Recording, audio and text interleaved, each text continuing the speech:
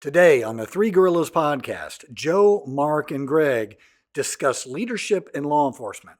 We're talking trying to do the right thing. You have found the Three Gorillas podcast. Listener discretion is advised.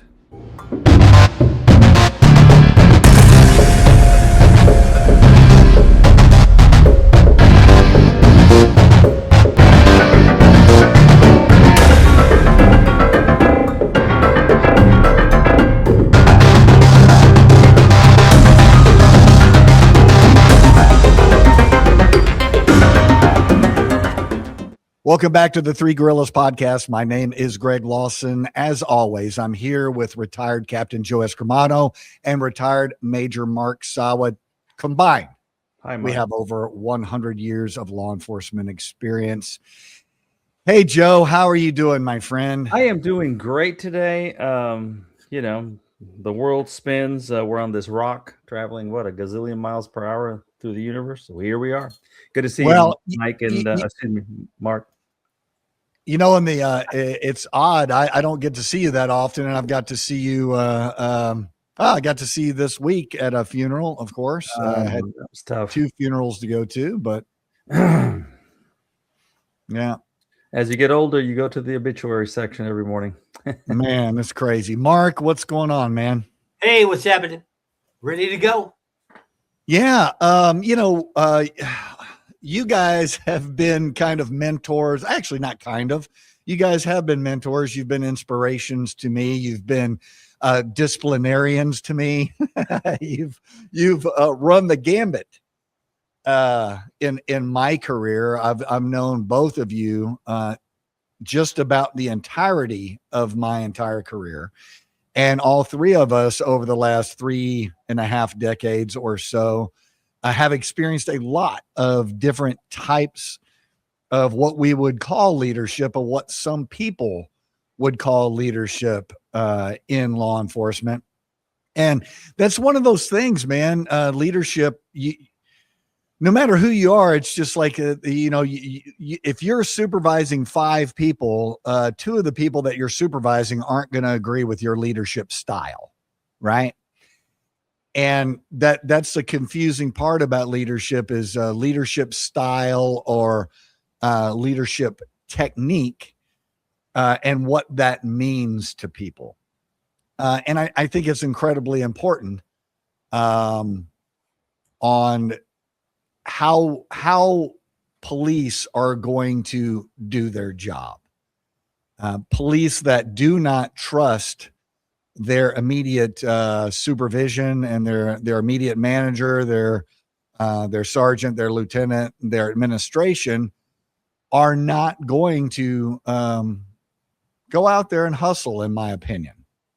And they're going to be more concerned about how the administration is going to view them and whether they're going to get backing or not.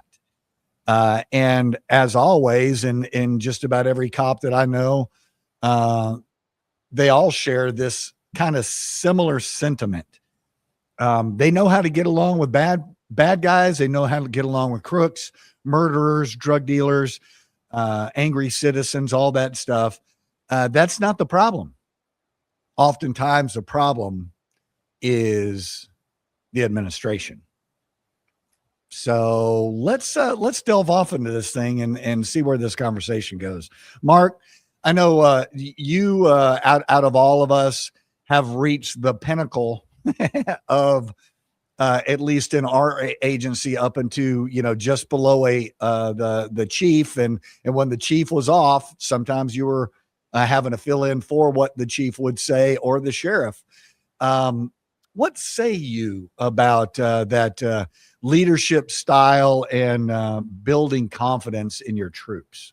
So I've often said this, that if you took a sampling of 100 people that you supervised, that 50 of those people, or about 50% of those people would say, I mean, if you're a very good supervisor, manager, leader, if you cover all those bases, but the number one base is that you're a very good leader, that about 50% of those people would say, you're a very good leader. He was a good supervisor. He was a good manager. He was a good leader. And about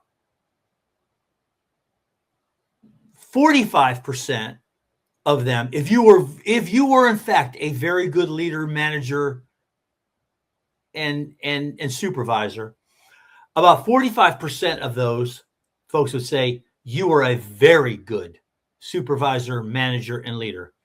And about 5%, that leaves 5% of that 100, and about 5% would say you were the most worthless piece of shit supervisor that a person could have ever had. You were the absolute worst.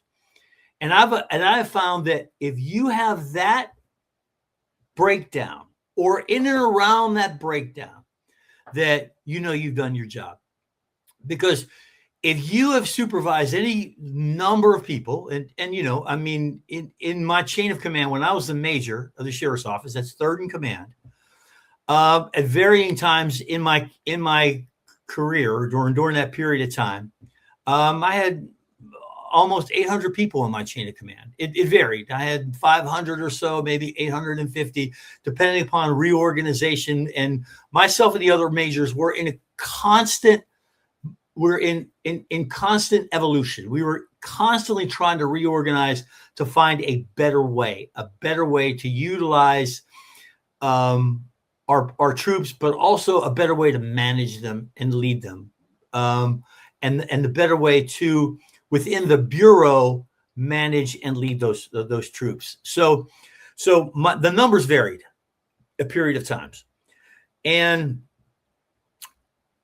given that ability to see that and to that you're in a constant learning process. It's a constant learning process, especially for me, because I was the major of the Administration Support Bureau. And out of all the sections that was in my bureau, I only worked in one of them. I only was a troop or a member of one of them, only one. So all the other sections I never worked at. So it was, from a learning process, it was literally at the bottom level, working my way up. So when you have that type of opportunity, you have to understand that leadership is a constant learning process. And if you're not in it, and one of my coworkers and one of my co-majors, I'm not going to say who this person was, but they attended a leadership class, and they had come back from the leadership class and said, what I really learned from this leadership class is these positions that we're in, these executive leadership, executive management level positions. It's a tremendous sacrifice. This is a tremendous sacrifice, transcending well beyond what you're paid for. Your sacrifice transcends what you get paid. And the person said, I'm not sure I want to make that sacrifice. And my response to them was, then to thine own self be true. Right. Yeah. Let somebody in that position who's ready to make that sacrifice. And that I think really kind of encapsulates the responsibility of leadership on through it. And it really doesn't matter. It's like war. War on a multi-continent theater level, or war on the side of the road when you tell the DWI, turn around, put your hands behind your back, you're going to jail, and they say, no, I'm not. Yeah. It's the exact same principles, whether you supervise 2 people or you supervise 200,000 people. These are the exact same principles that are in place. And that's what I have found, like through my experience in leadership. I worked for you a little bit you were a sergeant. I was on a patrol shift when you were a lieutenant. My lieutenant worked for you as a lieutenant at the academy. I worked for you as a major, or you were a major. And the only criticism I ever really had. Lieutenant over SWAT. Don't forget that. Well, I tried to avoid that. Don't forget that one, because I'll never forget that. So here's the funny thing, though. I'm saying this in form of a question. The only criticism I had of you was, what? Oh yeah, dude, get ready for this. This is gonna. I'm ready, man. This is gonna be really uncomfortable. Oh, I'm good. This is gonna be epic. I like it like that. I wanted to be your friend, and you were like, "No, that ain't happening." So, I wanted a more of a relationship with Mark Sawa, but also that was something that it was frustrating for me, but also I respected you for it, because you were like, look, this is a job we're doing. This is a line in the sand. This is how this works. And it was one of those things, because I always kind of wanted that a little bit more of a like hanging out buddy kind of thing. And you were very professional about it. And I was always like, man, damn, well, what's the deal? I understand what the deal was. I completely understand. After I never wanted to be a supervisor. I loved doing the job. I loved being me, and I wasn't going to make up any excuses on why I behaved the way I did or why I said what I did or whatever. I ended up promoting because I didn't want to work for certain people. That's the only reason to promote. That was the big motivating factor for me. Yep. Is when I saw who was putting in for sergeant, I was like, oh no. No, that can't happen. They're putting in for lieutenant. I was like, I'd never want to be a lieutenant. Oh no, I'm not going to work for that person. No way. And I ended up promoting. And the reason I'm bringing this in is the thing that I find very interesting in this is there's a divergence in leadership to where you can say, take the high road, take the low road, whatever. Are you an inspiration to your people and instill confidence to where they will go and do great things and do their job to the best of their ability, and possibly make some mistakes that you'll have to correct? Or do you manipulate them in a way that you basically force them to check on duty and find the closest parking lot, parking garage, or field that they can go over and hide in? That's a great point. And that's the thing is I would talk to people and watch the way that they filled positions, how sergeants and lieutenants and captains and majors would decide who's going to get this position for this particular job. And let's say it is a job at the academy teaching people. They're like, oh no, I don't want that guy in there, because all he's going to do is argue and push and complain about equipment and complain about this, complain about that. I want the guy that will come in, write his lesson plan, show up at, before his shift, leave after his shift, and fill out all of his paperwork properly. I look at that as the difference between a thoroughbred racing horse and a plow horse. And so many supervisors will choose the plow horse because they're easy to manage. They'll back into the set of tack and they'll drag that plow in a straight line every time, turn around when they're told to turn around. I'm complete opposite. I want the thoroughbreds. I want the problems, because I know they're going to go out there. They're going to try to do great things, but I know I'm going to have to provide correction, and there's going to be disciplinary stuff that will come along with that. But I tried my best to convince them that they could trust me and we could work through this thing as long as what they were doing was good in their heart. And there I bring in Joe Escribano because I can't think of more of a thoroughbred and guy that really instilled in people the fact that they could go do great things, and if it went sideways, they were like, all right, Escribano can provide the spanking, but it'll be a spanking that's, within tolerances, I guess is what I'm saying. Joe? Oh my God. The plethora of information here is just mind numbing. Hopefully when you were talking about thoroughbreds, you weren't talking about my manhood, because definitely it's not there. No, okay. I just want to make sure. No, let me give you a leadership, something that I learned. I mean, I learned this so long ago, and it's for a man that, and I've brought his name up before. When I first started here, I was with Airport Police in Austin. When I came over from Burnett County, I came and I joined the Airport Police, waiting to jump onto either the sheriff's office or APD. But I had a supervisor there, and he had not retired, but he left the Austin Police Department and went to Airport, and he was the lieutenant over Airport Police. And then he eventually came over and became our chief deputy, Dan Richards. God bless his soul, and hopefully he's resting in peace.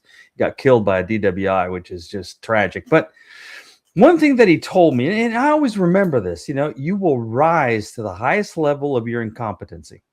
He says, when you get promoted, you are rising to the highest level of your incompetency. And if you look at that, I remember the first time when I became a sergeant.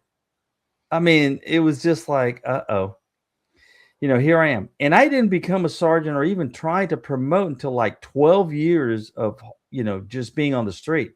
Because I love the street. I'm like you, Greg. I was hands-on, love the street, still love the street. It's one of those things that either you like it or you don't. A lot of people, hey, I'm going to do my 2 years and then I'm going to become what we always talk about, the 2-year wonder. Okay. Oh, he got promoted. He did 2 years maybe. And to be honest with you, one of the people that I always admired, believe it or not, on the street was Mark Sawa. And I'm not trying to blow smoke, Mark, but when you were out there, you told me something, and that was another thing in leadership. Being a police officer is not, oh yeah, I'm going to go ahead and no. It's almost like a priesthood. It's a calling. It is a calling. It's a calling. And you've always said that. And that always stuck with me. I'm going like, there's no bigger words than that. But I found out there's levels. Okay. Mark, you were at the executive of executive levels. Lawson, you were at the lieutenant's level. I was in the mid. When I became a captain, I found out a lot of stuff that was just really, really crazy. I no longer, if you're a lieutenant, you're still in the battlefield. It's just like in when you're in the in the military, you're still in the battlefield. The sheriff's office, you sure are. The what? At the sheriff's office, you sure are. Yeah, you're in the battlefield.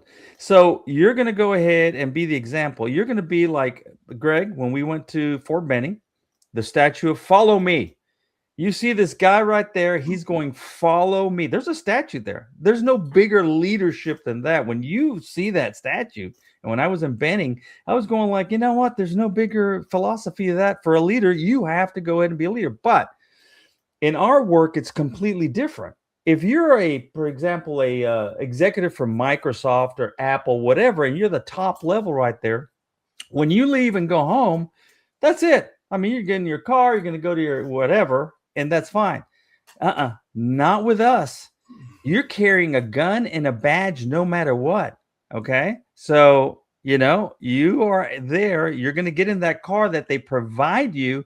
And at any moment, you may have to intercede in something. You just never know. That's the difference between all of us. But at the executive level, Mark had to make these decisions on all these people, and he had to manage those captains, and those captains had to manage those lieutenants. See the layers here? He had a super layer up there. When I was a captain, I just had to manage the lieutenants, which was a task in itself. And then I had an opposing captain when I started in Central Command that he had like Remember, Mark, 50 people, and I had the entire patrol division. I was pulling. You know why I don't have any hair? Because we were having to deal with some people there, Mark, that we can talk about later on, some disciplinary stuff that mind-numbing.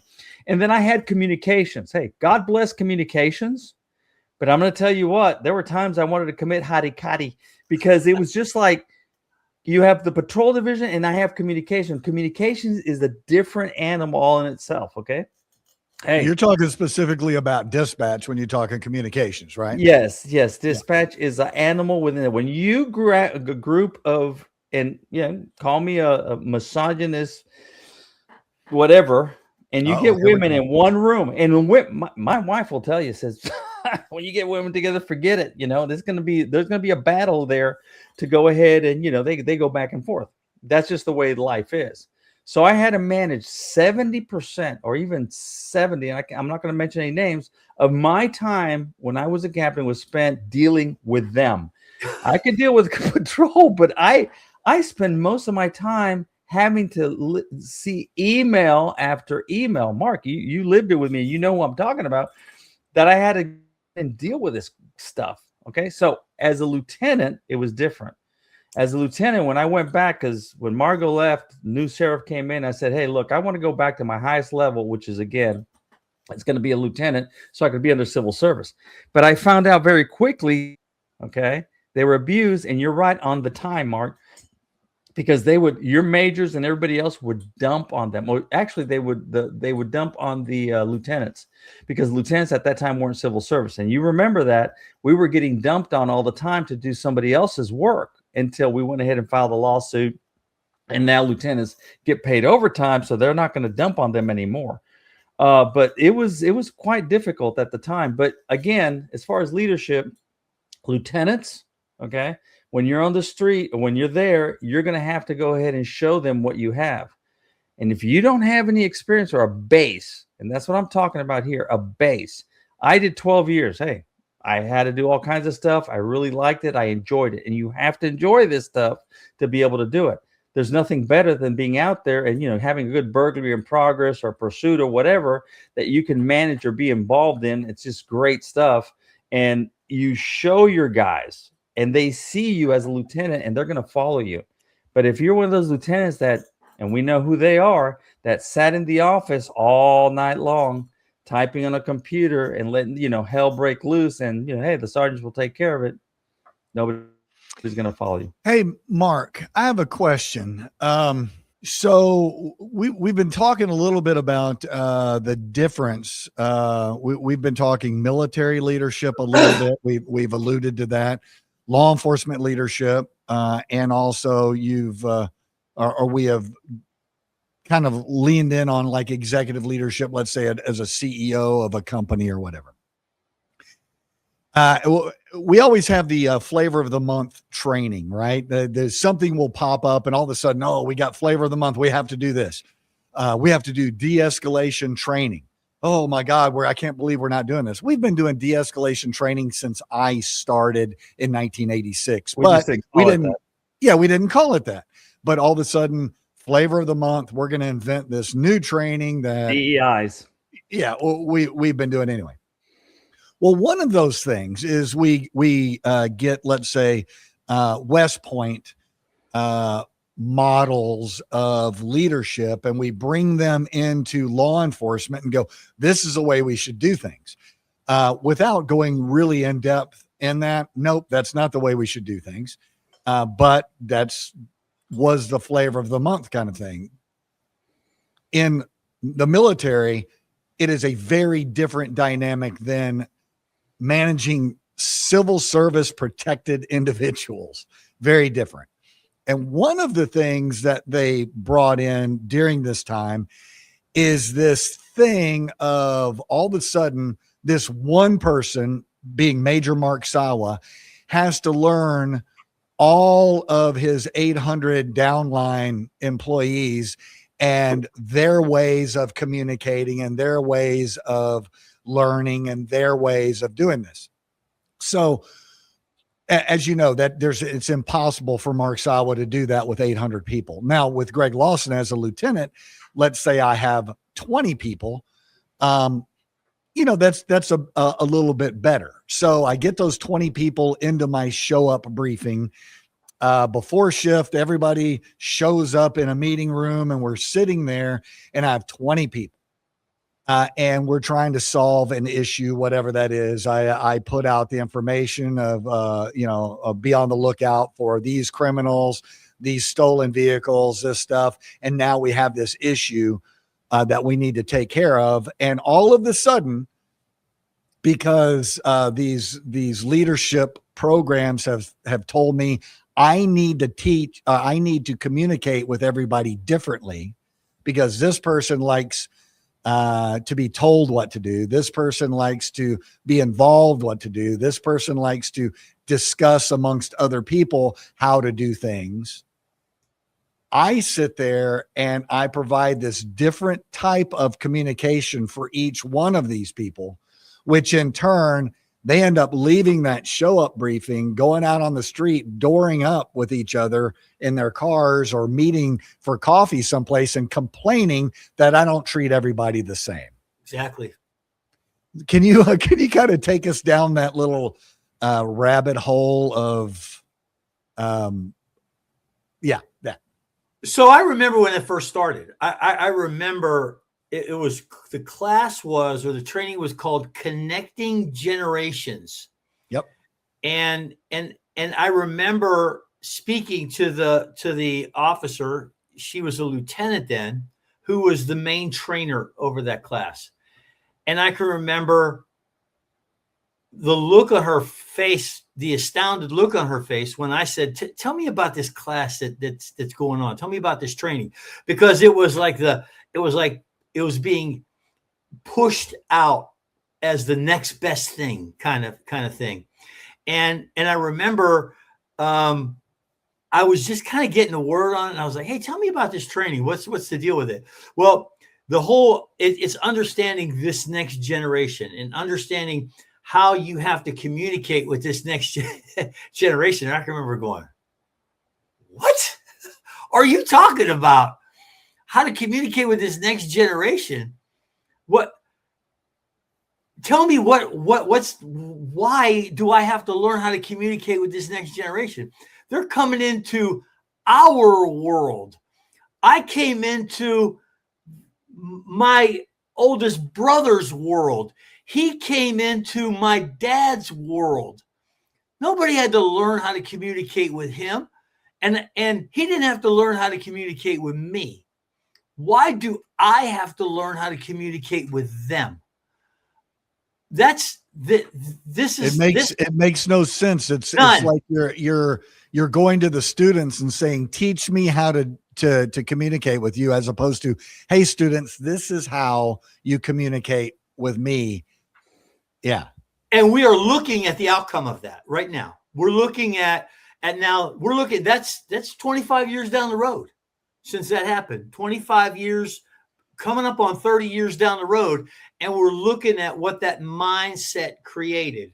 You're looking at these giant gaps in organizational communication. You're looking at all these things that are the result of this mindset that, hey, I have to learn how to communicate with you rather than you have to learn how to communicate with me. You're looking at these kids that have no idea about ramifications of their actions, and you're seeing these people do these outrageous things, and then when the door finally gets shut on their head, that they're in shock. They have no idea or they appear to have no idea that this was the ultimate outcome of this inability to communicate. But what I'm seeing, Greg, and from my limited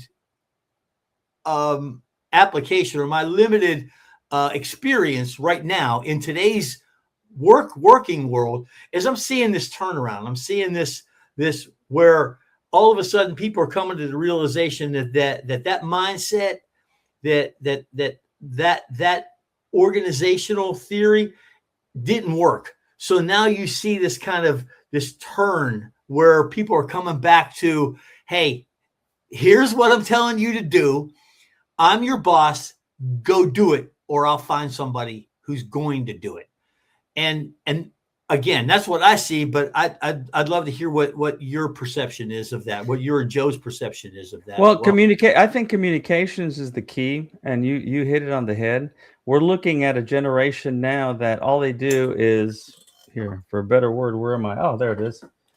This is their communication right here. This is how they learn. They don't even, you have all these dating apps that they're looking at. I mean, they can't even communicate with each other, less with anything else. But this is one thing that I really learned, and I learned this a long time ago, is that a lot of people are communicating either with that thing right there, you saw the phone, or they're doing the email crap, and then they rule by email. That's what I call it, ruling by email. And that's the biggest mistake that I see. And even our organization, remember shotguns?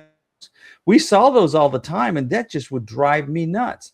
If I was going to put a memo out, the first thing I do, and if I have any piece of advice for any supervisor out there listening to this, would, hey, if you're going to put a memo out, you're going to put an edict out. If you're the major over patrol, and I've seen good ones and I've seen really rotten ones, they rule by memo, and they don't communicate. Sit there. My best advice is, hey, sit your sergeants down or your immediate chain of command. Tell them, look, this is the memo, and you read it face to face. This is what I'm going to put out. Give me some feedback, because this is what's coming down the pike. Convince me otherwise that this is not coming. And when I go to show up, guess what? Before I even put that memo and give these guys a chance to sit, I'm going to go ahead and communicate that to them. Then we're going to go put it out. I did that a lot, and guess what? I didn't have hardly any blowback, because you know what? The loudmouth that I have a problem with that sits there and, of course, leaves show up and goes and doors up and talks garbage. You're going to have your chance now, Hoss. Have the chance. Talk. You don't like something? Let's go ahead and do it. But at the end of the day, you need to go to understand that we've got how many rules in well, back then, 18 rules that you had to follow. We have policy, but you have rules, memorandum, and then you communicate with people. But we don't have that anymore. I just don't see that. And you're right. These guys, oh, well, I have to, consider your feelings, or I have, you are what your leadership is. You have these DEI chiefs, and you've seen them. I see them all the time. They're horrible. Who is going to follow that? I'll follow a Mark Saba. I'll follow a Greg Lawson to the grave. And officers are the same way. We are a paramilitary organization. That's the first thing I learned in Law Enforcement 101, Introduction to Law Enforcement. The first thing that book said is that law enforcement is a paramilitary, because we are structured that way. Sergeants, platoons, so forth and so on. If you get away from that onto the feeling portion of it, oh, this guy, communicates that, you're not going to get the job done. And sometimes the reality is, Mark, like you said, that door slams on your head. You are going to face some horrible decisions out here, okay? Especially in a day like today, where you have, again, prosecutors trying to prosecute you, and then you have your administration that you have to think about too. Nothing gets done. Yeah, Mark, I sit there and I look at it, and it's almost backwards. And on the college academic environment is the same as, evaluations for professors is like, what have you done to make your students feel that their opinions are valued? It's like, I told them to shut up and listen to what I have to say. It's like, if you have an opinion, I'll give it to you. I'll beat it out of you. Yeah, exactly. Yeah, no. And it's one of those things. We can go down to the junior high school and high school level of, when these teachers were encouraging these students to leave school, 5 years ago or so, and to go protest in the street. It's like at junior high level and senior level, you should be learning your basics and learning how to critically think, not all the rest of the stuff. And then once you get a voting age, then you can use your critical thinking skills that the Department of Education was supposed to be teaching you. And going forward that. So we've inherited this. when I was transferred as the director of training, the lieutenant over the academy, I was very excited about going down and doing a lot of great things there. And I did not realize how administratively restrictive that position was going to be for me. That's amazing. And it was restrictive. And imagine going there and doing the same thing that other prior lieutenants have done over the last 20 years, that we learned that this is the proper way to get good quality people to pass the licensing exam, and to have, we don't care about that. We need to lower our standards so we can get people hired, because we have too many vacancies, and the people that are coming in, taking the civil service test, which is basically an 8th grade STAR test. It is. The vocabulary and everything is basically 8th grade. Oh my God. And we have to lower it to 7th grade because we were at an 80% level, and we have to drop it to a 70% level just to fill the spots that we have. So we're getting all these folks in that it's very difficult for them to conjugate a sentence. They can't conjugate a verb in English. They have a real problem writing. And we're bringing them into. They don't write longhand anymore. Yeah. And we're bringing them into an environment that requires very critical thinking, very quick thinking, and documentation of this. We bring them in, and then they still want us to turn around and figure out how to communicate with them. It is backwards. I've been there for 25 years. Your job is to learn my job and to learn how I do this. If you don't like my style, that's fine. You can develop your own leadership style. However, the process is developed over years and years of success. And that's one of the problems is we don't tout our own success. We allow the media to basically just dump on us every time a cop makes a mistake. If you look at statistics, probably 1% of cops are felons, 3% of cops are have deviant behavior. The 18% left are really doing the real work, and then the 80% are sitting in their car doing the bare minimum to answer their calls and make it to lunch and make it home. And the problem is the media concentrates on that 1%. And all I have to do is say the word priest, and everybody that's listening to this podcast has an automatic opinion of what they think a priest is. And it's the same thing with a cop. If you look at the American flag and you immediately see oppression and slavery, there's nothing I can do to change your perspective on that, because that's not what it represents. It represents great things. It represents the Constitution, it represents the Bill of Rights, which other countries do not have. Just because there's been a series of flawed individuals that did not interpret the Bill of Rights or Constitution properly, or used it to their advantage on a criminal basis, does not negate the fact that it is an amazing document and a great thing. Leadership, law enforcement, for the most part, is a great thing. We typically glean out the really horrible stuff to give as an example of what the failure is, as opposed to what our success is. I talked to Mark about this.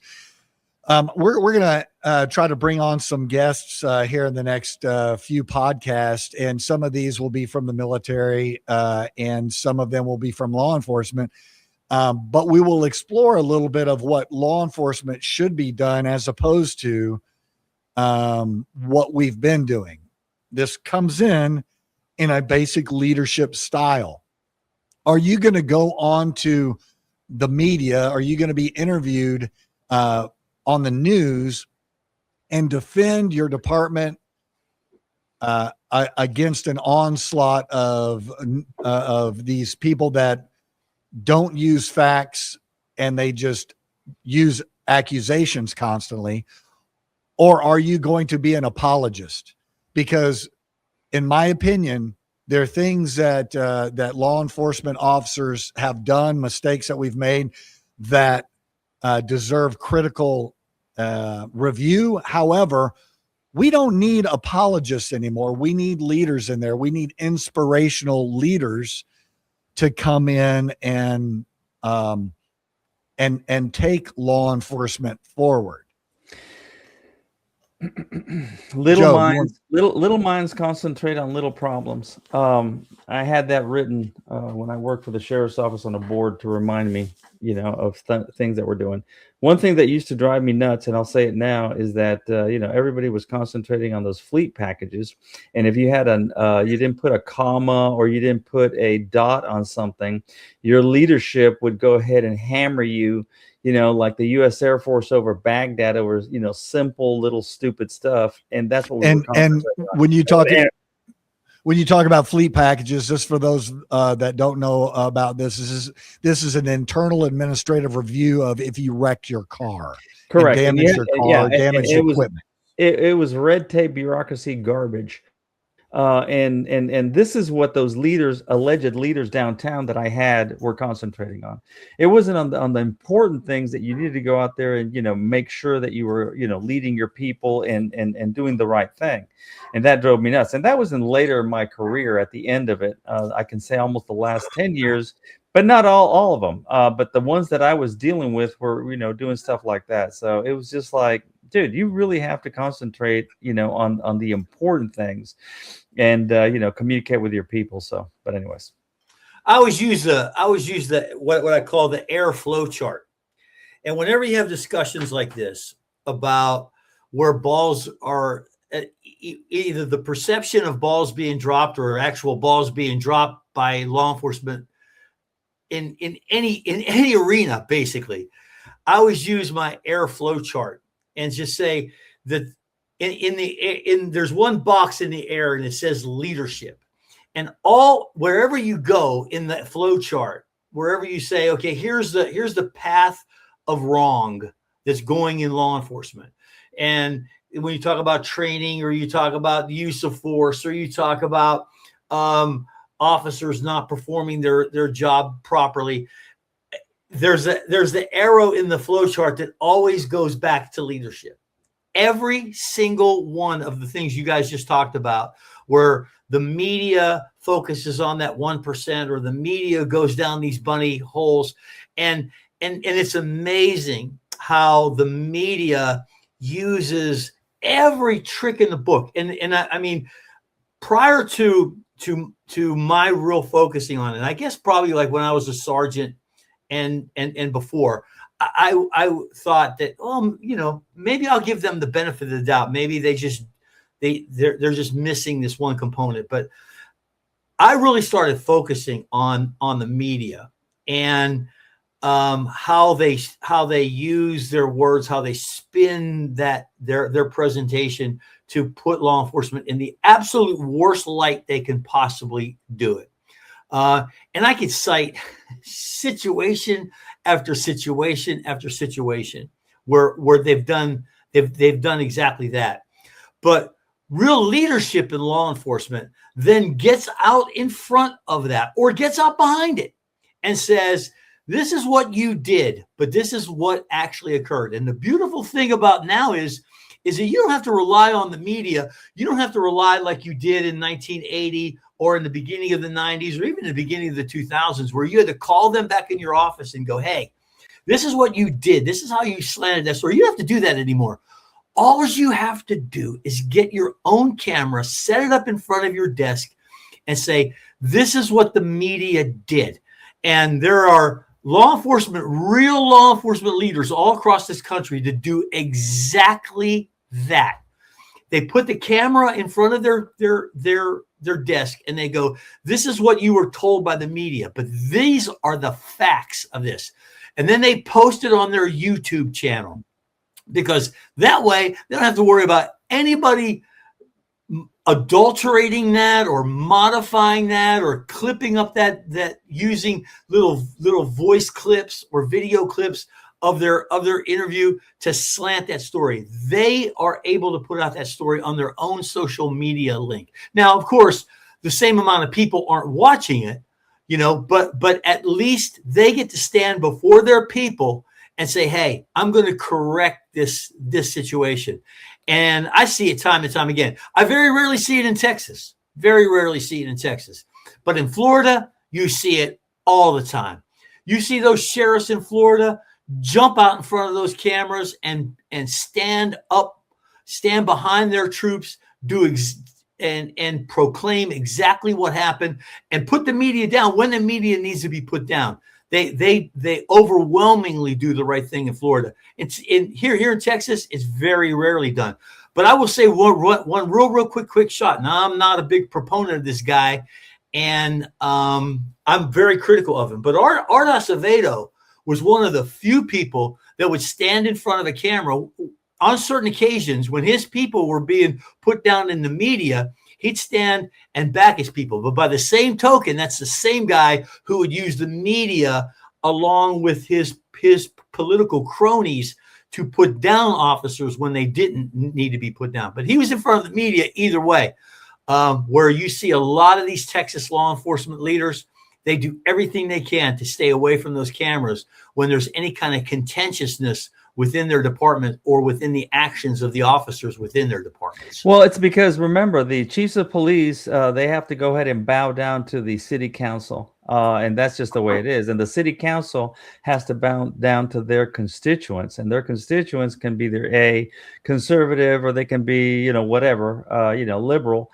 So they have to bow down to that. So pretty much the chiefs of police now, in my opinion, this is just my opinion, whether everybody has the same opinion or not, to me, that's a deficit, because the chiefs of police, it comes back to the same leadership that we went ahead, or the movie, what is it, that had the Untouchables, where, remember, Mark, where that one guy, they're going into the academy to get fresh meat to go ahead and go out undercover, so forth and so on. And then they ask that guy, hey, what's your job as a law? Well, as a law enforcement officer, my job is to go and to protect and serve, blah, blah, blah, blah, blah. We say, oh, thank you very much. When he goes away, Sean Connery says, that's the next chief of police. And it's true. There's no bigger truth than that. You look at those chiefs of police, every chief of police, not every, but the chiefs of police in these major departments. And I can go down the line. I can show you New Orleans. I can show you other places where I've seen them step in front of those cameras. And I go like, are you serious? Or they draw a conclusion like we saw in other cases. I'm not going to mention the case, Mark, but you're very familiar with it, that, they get up there and they hammer an officer where all the facts weren't completely out, because they wanted to go ahead and stand tall in front of their city council and say, hey, look, I'm on your side. And yeah, that looked bad, but they didn't get all their facts together. As a matter of fact, they did it in a very short time. So that's something that when I was talking about that divergent type of leadership, whether it's an inspirational side or whether it's a manipulation side, the manipulation side, we've all experienced it, and sometimes they're absolute masters at it. There's situations where it's like, okay, I'm really disappointed about what's going on down here, and this is not how we should be doing things. Like, well, how should we be doing things? Well, it just shouldn't be going like that. And we can talk about this a little bit later, but. I'm just really disappointed in it. It's that manipulation where they never give you an answer of what they actually want. They just keep moving the goalpost everywhere, so you never reach it. And I give that example of, that's that leadership style of whatever floats to the top of the toilet bowl is who wins. It's just all a bunch of garbage. It's all a bunch of shit. And it's incredibly dysfunctional, and but for an individual that maybe has risen to that level of incompetency, the best way that they can stay at that level of incompetency is just to keep assassinating everybody below them, to make them look like, well, they can never get up here, so I'll be safe up here. The problem with that is, with the media, with emails, with YouTube, with Zoom meetings, this becomes very transparent. It becomes very easy to pick out. I'll give an example. I was on a Zoom meeting a couple of years ago, and all the supervisors are on there. None of the supervisors wanted to be on there, but it's that Monday morning meeting you had to do. And the individual in charge of this meeting is making a correction about cops wearing hoodies, wearing the pullovers with the little hood, and how they're not allowed to wear these hoodies. Well, these hoodies were bought for the cops for a whole bunch of different special organizations, like with SWAT or with with the tactical unit, with the corrections, with narcotics, with a whole bunch of different parts of the agency. And the individual that was in charge of this meeting was, there's only one uniform, and this is a uniform that we should have, blah, blah, blah. And this one uniform can't, divert away from this one uniform. And during this meeting, I'm just sitting there going through policy. I got the book open, counting how many different uniforms the sheriff's office has. And the sheriff's office has over 30 different uniforms. You have kitchen uniform, you have SeaTac uniform, you have patrol uniform, you have patrol uniform with shorts, patrol uniform with a button-up, patrol uniform with a polo. It's just crazy. And the funniest part about the whole thing was this supervisor was talking about this one particular shirt, a polo, that they couldn't do it. This is an hour-long basically ass chewing about we shouldn't do this. And that individual was wearing a windbreaker jacket that is not authorized at all under any of these uniforms. And everybody's sitting there watching this. While rearranging chairs on the Titanic, as Joe Escorbano would say. The Abilene paradox, huh, Mark? That's the funny thing is, everybody on this Zoom meeting saw exactly what was happening, but this individual was not tuned in enough to figure it out. What this reminds me of? The newscast one time. Well, actually, I went to a call. I'm not going to say the supervisor. You know who he was. He left. He was a really nice guy, kind of. Anyways, so we're sitting. All of a sudden they just get caught again wearing, like you said, something that, they're just talking out of ignorance.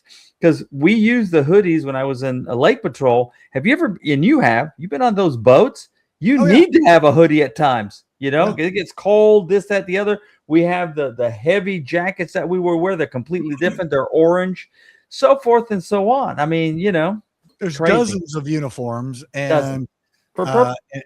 Yeah. So Mark, that's the thing is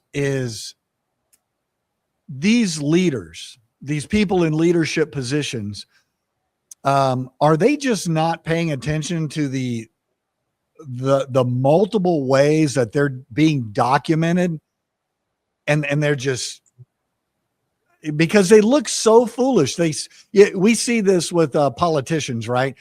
They'll get on one year that we have to stop this illegal immigration. The following year, it's like, why are we stopping? This is racist.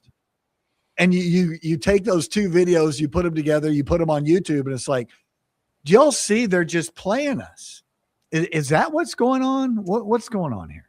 Well, I think really it's a combination of a whole bunch of things, and one of the things is that you have to, as it goes back to what I just said about earlier about that person in that leadership position going, this is a tremendous sacrifice, and I don't know if I'm ready to take on this sacrifice, and again, I had to pat that person on the back and say, in that to thine own self be true, at least recognizing that in yourself, and not launching and not saying, well, I'm just going to do, play the shell game, do everything I can to get on, to get by, rather than really doing the job that I need to do. Is it really recognizing, is it in this world, and I'm going to kind of deviate just for a real quick second. Circa 1995, when the sheriff's office started getting on email, we had a leader at the sheriff's office, and I won't say his name, but we had a leader at the sheriff's office, and this isn't bad. This isn't a gig on this person, but we had a leader at the sheriff's office that pulled the supervisors together and said, hey, this email, I don't know if y'all understand this, the complexity of this email, but this is a game changer. This is a game changer. So what you do in a 40-hour work week is now going to get done in a day and a half with email. So we have to think about we have to think about how our job is going to be affected by this, because we have personnel in place for these 40-hour work weeks, but these 40-hour work weeks are going to turn into a day and a half now because of email and this technology that brought email to bear. Not realizing the supervisor, not realizing that this email would take a 40-hour work week and turn it into a 120-hour work week, now done in a 40-hour work week. Yep. So in that same vein, when you talk about, and I use this in my class all the time, if you take 1989 to 2004, in that 15-year period, the landscape of law enforcement changed more in that 15 years than it did in the previous 150 years, and it changed 100,000 times more in that period of time because of technology. So with every addition to, because nothing is ever taken away, nothing is ever taken away. In every legislative session, more procedures, more laws, more accountability on law enforcement is just dumped and piled and piled and piled, but nothing ever comes off that plate. Nothing ever. The old, that marble in, marble out mentality of organization. When you bring a marble in, you got to take a marble out, because there's just so much you can do in a 40-hour work week. That doesn't happen in law enforcement.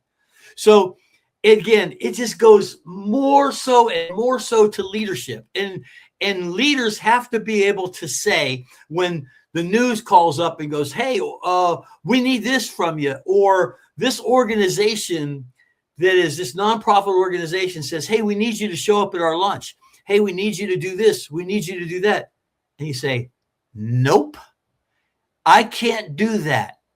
Because what happened to the Austin Police Department is under Art Acevedo's leadership, is those commanders were serving Big Macs under the TV cameras, serving Big Macs in the drive-through, while their DNA lab, while their forensic lab is not in a downward spiral, but in a free fall. You just have to realize that there is just so much you can do in a work week, and you have to prioritize and know what is essential versus non-essential. And if you got to cover all the bases, and you got to have the personnel in place to cover all the bases. But all the while, you have to realize that, in the Catholic religion, we have this thing called Ash Wednesday, and the priest takes ashes and he goes like this: remember, man, that you are dust, and unto dust you shall return. And that is a little reminder to each one of us, no matter what we think we are, at the end of the proverbial day, you are just like everyone else. You are the exact same. And in law enforcement, I always used to say to my people, remember, man, that you are a patrol officer, and unto patrol you shall return in the blink of an eye. That's all you are. Here's your MapQuest. I'll really dive back into the. Oh my God! Explain, hey, Lawson, explain MapQuest. Here's your flashlight. Here's your car keys. Go to work, because that's the only dispatch and patrol. That is the only essential function in law enforcement. So, and when you lose sight of that, when you lose sight of that patrol officer being the only thing that matters at the end of the proverbial day, that's the only thing, then you're always going to be behind the curve regarding your leadership. That's the most important component of every law enforcement agency. Well, and you were talking about, I'm sorry, go ahead, Greg. No, go ahead. You were talking about technology, and we can dive into this in another episode.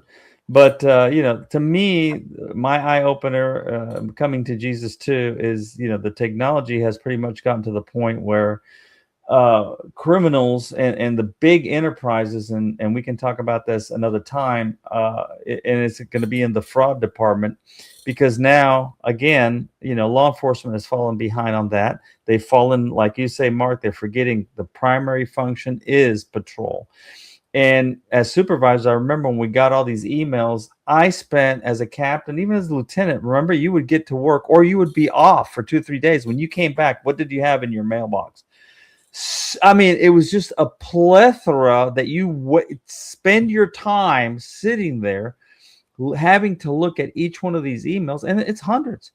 So, and then at that point, I would have to prioritize. Hey, my priority again is patrol, or my priority is my guys on the street. My priority is I'm getting hammered in Baker 10 every single night on these car burglaries. See, that's my priority. The rest of this garbage can wait. And I'm just going to have to prioritize because, like you said, Mark, you can't do it all in 40 hours. You just can't. The technology is overwhelming. Somebody farts in Bombay, within 2 minutes, you're going to know about it here in the United States. That's just the way it works. It is. I agree, man. Hey, man, we're at the top of the hour here. I think this has been an interesting conversation. We can go on, Greg. I mean, pick it up next time. Pick it up next time. I think we can. I think we can do several shows on just leadership. We can give some more examples of, that's one of those things. You don't have to be a train conductor to recognize a train wreck. You don't. and so sometimes it's almost better to use bad examples of what not to do, as opposed to, well, what should I do? What should I do as a leader? It's like, well, let me tell you what not to do. I think as leaders, you need to cowboy up. I mean, if I had anything to say to some of the leadership when I saw it at the sheriff's office my last years, it was just like, dude, you're not cowboying up. You're concentrating on the little things and not the big picture. Mark, like you said, you have to prioritize. I went back to get my master's degree, and part of it was in occupational workforce and leadership studies. And the one thing I learned out of that 2-year program is to be kind and share. That was money. That was money. Well spent, huh, Mark? Yeah, that was like what the hell? What the hell happened here? And so anyway, I want to thank you guys for doing this. I think we can continue this one on for another one. Yeah, for sure. Yeah, that was great. And this was great. Today's show, if you want to find us, you can find us on Podbean. You can go to Apple Podcasts, Spotify, Amazon, Pocket Cast, Player FM, and a whole bunch of other things. If you want to see our shiny faces, you can catch us at the threegorillas.podcast.com on YouTube. And also you can check out our website, Three Gorillas Podcast, and there's an email connection there if you have any suggestions or questions. But on behalf of Joe, Mark, I am Greg Lawson, and we look forward to more of this debauchery to continue next week on the next episode. See you then. We're good one, guys. Hey, have a good one, guys. Enjoyed it. Mark, Thank you. Greg, enjoyed the hell out of this one. Later, man. We're out.